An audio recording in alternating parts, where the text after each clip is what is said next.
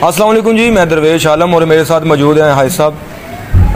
हाय साहब का तो तारुफ मैं करवाऊँ तो आप सबको पता है हाय साहब का, आप लोगों के प्यार और मोहब्बत से हाय साहब आज एक स्टार हैं।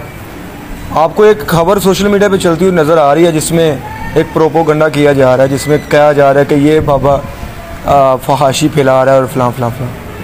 आपको पता है जब एक बंदा मशहूर होता है तो उसके साथ हर बंदे ने वीडियो बनानी होती है।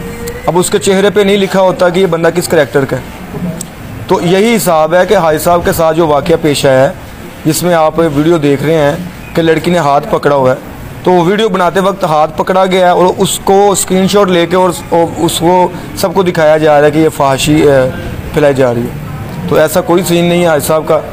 तो हाय साहब अगर कुछ कहना चाहें तो। बिल्कुल, आपने पहले ही कह दिया है।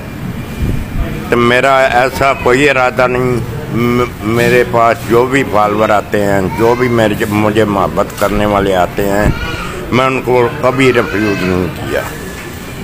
अगर उसने मेरा हाथ पकड़ लिया तो मेरे छुड़ाने से पहले वो तो कैमरे ने रिकॉर्ड कर लिया है।